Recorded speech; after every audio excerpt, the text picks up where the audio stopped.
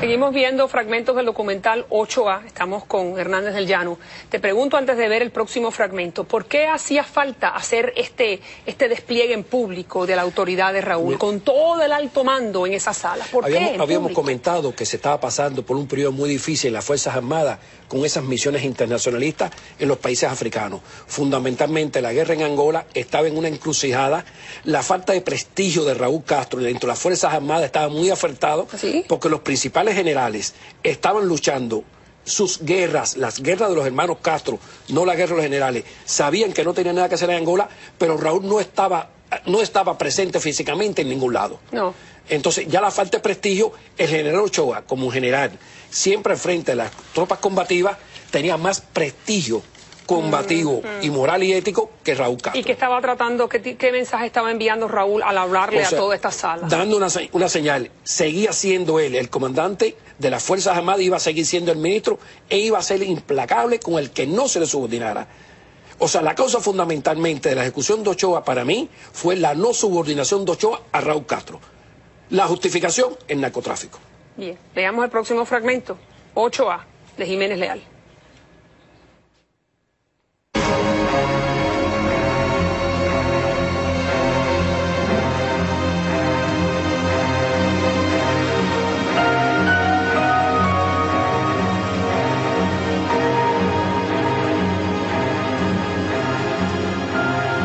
General de División Ochoa Sánchez, póngase de pie.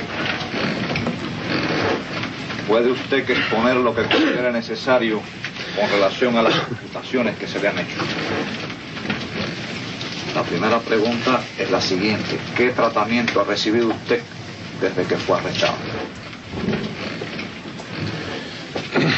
Perfecto.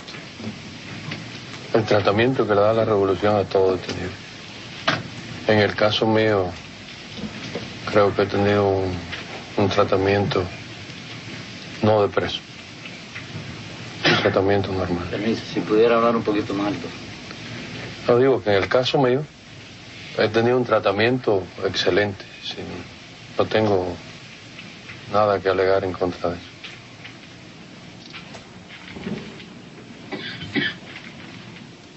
En cuanto a las acusaciones que se me hacen, quiero además decir que no solo esto que se ha leído hoy aquí, sino que todo lo que ha salido por la prensa, por la televisión, es decir, todo lo que se ha dicho, se ajusta exactamente a la verdad. Y creo que este relato que acaba de leer el ministro es mucho más explícito que lo que yo mismo pudiera decir. Y yo le diría que no es fácil, dentro de los tormentos por el que yo he pasado y paso, de una traición a la patria, centrarse en cuáles fueron los motivos que poco a poco me llevaron a mí a este estado de degradación. Sí creo, a priori, que uno empieza por algo y empieza por detalle en la vida.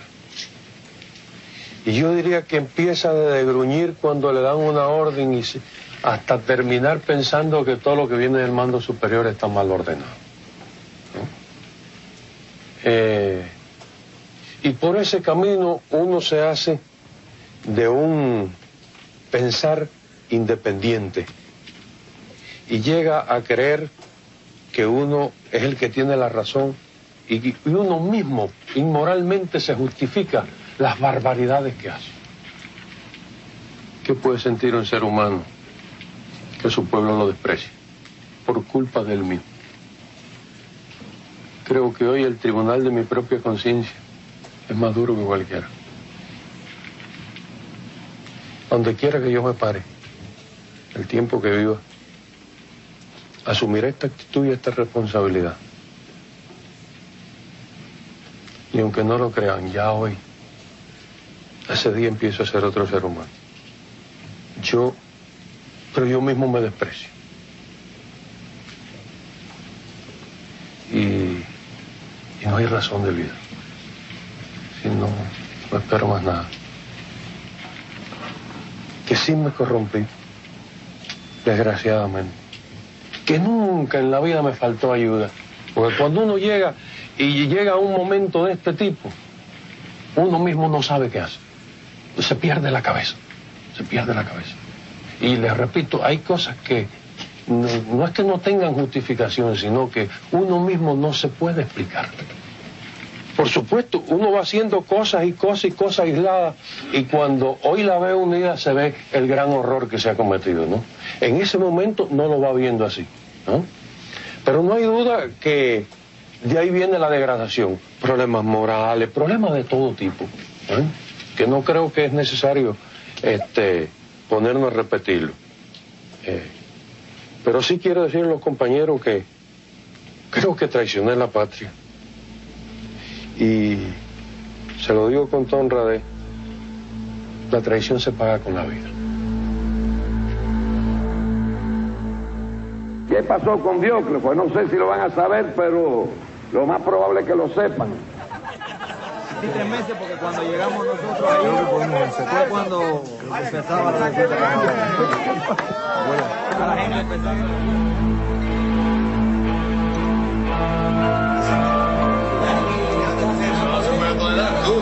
Nadie se va a poder. Yo creo que están ubicados.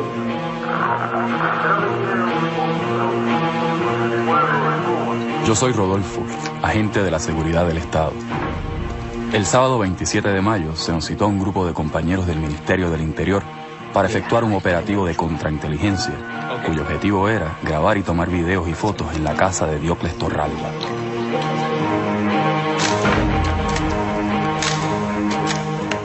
Ya que había la versión de antemano de que allí se iban a reunir al día siguiente, o sea, el domingo 28, algunos oficiales del alto mando con el pretexto de comerse un lechón asado.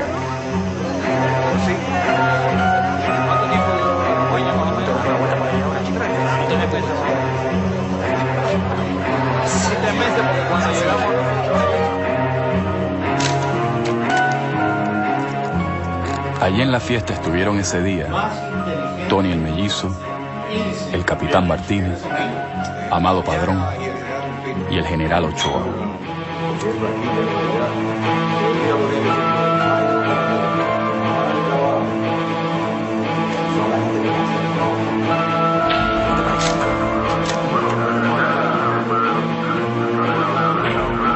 Parece que se pasaron de trago y salió a relucir en la conversación entre Diocles y Tony la deserción de Aspillaga y del Pino. Ochoa en realidad casi ni habló. A lo único que hizo referencia fue a su preocupación por la suerte de sus oficiales y soldados que habían luchado con él en el extranjero y que ahora, luego de su regreso a Cuba, los tenían rodando como una pelota de un lugar a otro. La fiesta terminó como a las 2 de la madrugada del lunes.